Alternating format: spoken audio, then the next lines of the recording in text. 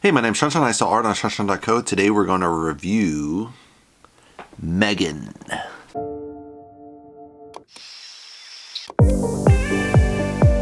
So M3GAN's a film by Gerard Johnston. Time is 1 hour and 42 minutes, so right around the sweet spot of 1.5 hours that I really like. Actors are Allison Williams, plays Gemma. Violet McGraw plays Katie. Amy Donald plays M3GAN as the child actor. Gemma Davis plays M3GAN's voice. Jen Van Epps plays Tess. So the story starts as this young child. She's on a her first road trip to go on a skiing trip with her parents. Her parents are kind of arguing and a snowplow kind of runs them over. The child, Katie, has her play toy that's kind of electronic and she's, completely sad. She gets adopted by her mother's sister, who is a robot scientist with toys, but she is really focused on her career, not really focused on child rearing. So it's just a real struggle for her to adapt to having this new child in her house. And, she's completely unaware of what the child needs. And she has this project as a robot and she's trying to get her work done. And so she's like, well, maybe I'll put this advanced robot that's kind of learning as her friend and see what happens. And then I can keep working on my work and getting everything done. Everything seems fine, but then the robot slowly starts to learn on its own, but it kind of goes astray over time. So I like this interpretation of kind of a robot monster. Traditionally, from the 1980s, they had kind of the Terminator, this robot sent back in time to kill people. In this sense, it's just the humans developed the robot as a toy for their kids, which I think is a very likely scenario, especially with parents that are very busy with high-powered jobs working 70, 80 hours. They need someone to watch the kids. This might be a cheaper option than, say, a nanny if it works out. So I could see this kind of developing in the real world possibly. Great acting by the girl that plays the doll robot. It was very convincing. I don't know if they use a plastic mask or they kind of use this blue dots and then refilmed it later in post-production. But very cool robotic features, what's somewhat human, but definitely you can tell it's still a robot. I would really be curious on kind of the how they did this in the behind the scenes. A great dive, I think, on working in the high-tech field. I've worked in the high-tech field, and a lot of these jobs you really have to spend a lot of hours, especially when you're developing new software, new hardware.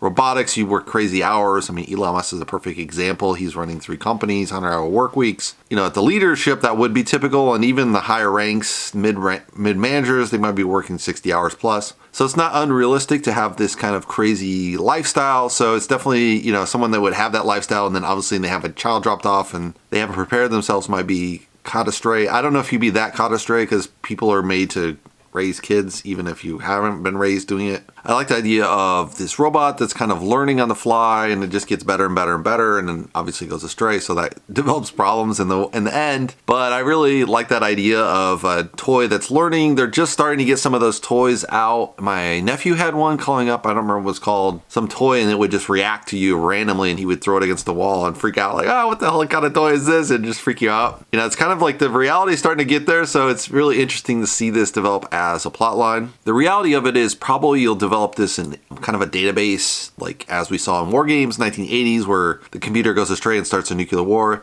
I don't know if a computer would start a nuclear war, but that's probably where the first instance of AI would survive and do well was in the database that people are creating nowadays for Amazon warehouse services or Google or Facebook. They have these massive warehouses developing AI on a huge scale. Eventually those might become sentient, take over. But I think the robot thing might be a little far out. They are working on that obviously, but robots tend to break, I think, over in the field. You need to keep them well oiled, temperature control, you have to get their visuals, just the hard cut to make them durable enough to, a human body repairs itself in a way. Like you break your skin, it gets cut, it scabs itself. You break a bone, if you brace it right, it'll heal itself back together again. You can take out certain organs if you need to. Some things you can't fix, like you might have a heart attack, and then if you're not in the hospital, you're going to be kind of screwed, SOL. But the human body has a capability to repair itself. It's going to be a while, I think, until a robotic body would be able to repair itself or keep itself self-maintenance versus constantly going back to the factory to get tuned up. That might be the first stage of robots where you constantly take it in to be tuned up every 3 months. Like, say, the early version of cars, you really had a problem with the early Fords. They might break down after a mile. You had to take your own toolkit. You kind of had to be your own mechanic and fix the car on the fly, and they're constantly fixed. And then by the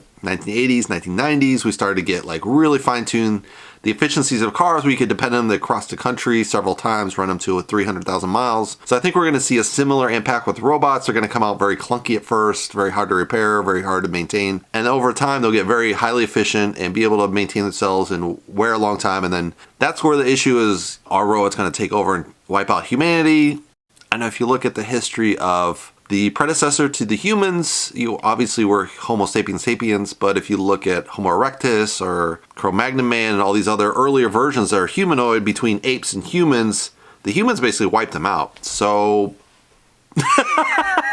it suggests logically if robots follow the same trajectory of humans, they might wipe out the next smartest things that's right below them would be humans. Other animal forms they wouldn't feel as dangerous probably, and they'd probably just let them roam wild and who gives a crap. Maybe they wipe out the larger animals like lions or tigers or something that might pose a threat to robots, but in general they probably leave them alone, especially like say elephants or dolphins. Like why would they even care? But again, they wouldn't have any incentive to maintain the world as far as the natural world, so in the end, they could poison all the streams off and not really care because they just want to keep working. But this is only if the robots developed a self-maintenance thing and have enough materials and all that. That's to be seen, So it'll be interesting to see how that develops. Probably won't be in our lifetime, but who knows? It could be pretty close. At least, the early preliminary robots that really are possibly dangerous could be around the corner. AI is taking over your computer. Could be a definitely reality I think we might see in our lifetime. Elon Musk has already warned about this. The governments have kind of ignored him, which is very scary if someone at the cutting edge of the technology is telling government, hey, you got to lock this down now before it's too late. Because I think with AI, it's just learning exponentially. So if you tell them to stop here and then the government stop here, it might be way too late to kind of roll back the clock, so to say. And then you might be, maybe not like Terminator, but some kind of scenario like Terminator where it's like the robots just say, oh, screw the humans. And then you're like, oh my God, what the hell is this? And then everyone has to jump to go to war.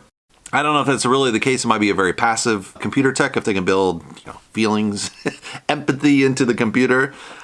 I don't know, they talked about in Asimov's 10 Laws for Robotics in iRobot, and maybe you can program a robot like that, but I don't think so. I think, back in the 60s, they thought you could just lay in these concrete rules, which then you could program the robots with the right number of rules. People would follow, kind of like how humans have the 10 Commandments, but even humans don't follow that.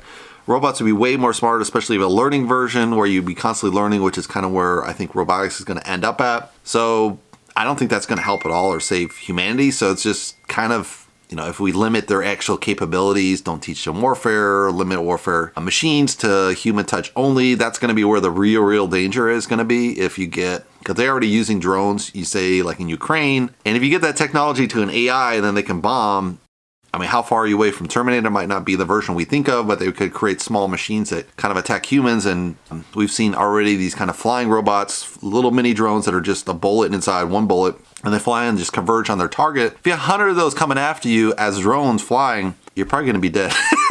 Because they just have to hit one of them, hit your head and explode, you're done. So, it could be a really grisly future we're in for. Hopefully not, but humans being silly and always wanting to design new things. It's kind of a new thing about humans. They always like to build better tools. So, it might just be inevitable. Who knows? Hopefully not. Anyway, that's my take on the film.